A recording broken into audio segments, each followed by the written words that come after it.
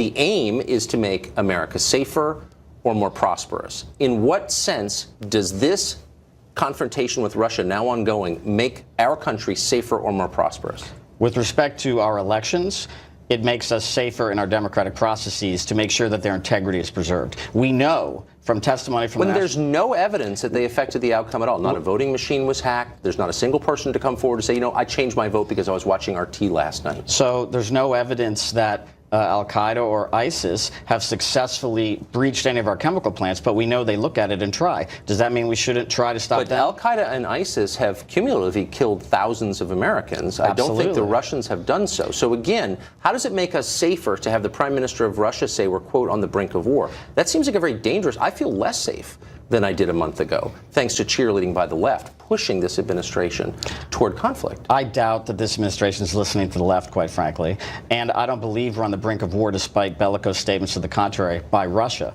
I don't look to Russia as to where we stand. Well, apparently, earlier this morning, not apparently, I think, a U.S. commercial flight flying from San Francisco to Shanghai was turned away at the edge of Russian airspace. And the passengers, I know for a fact, on that flight were told an American carrier is not permitted to enter Russian airspace for, quote, diplomatic reasons.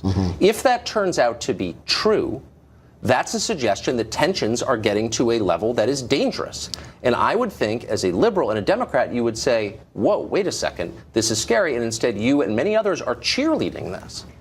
I wouldn't say that. I think that's certainly troubling. But what's heartening about today is Tillerson and his counterpart announced that they're going to move back to non-interference with respect to airspace over Syria. And that's certainly much more significant because we could have had a military confrontation, and they're backing away from that. I also think it's heartening that they seem to have agreed to continue talking.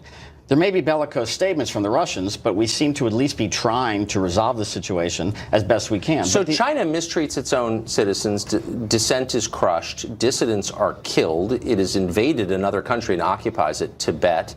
And it seeks our destruction. Chinese government and military has hacked into American government computers many times. We know that. It's factual. Right. So why aren't you pushing for sanctions against China? Why aren't you pushing for a confrontation with China? It meets all the criteria that you laid out. Well, as you aptly point out, there's problems all around the world. What the United States does is it seeks to act when it thinks acting is in its best interest. Perhaps the United States doesn't believe that is quite in its best interest. But why don't you think it's in our best interest? They're doing everything Russia has done and more. I do. But I'm not the United States government. I agree with you. Human rights violations are awful wherever they happen. So we should wage war?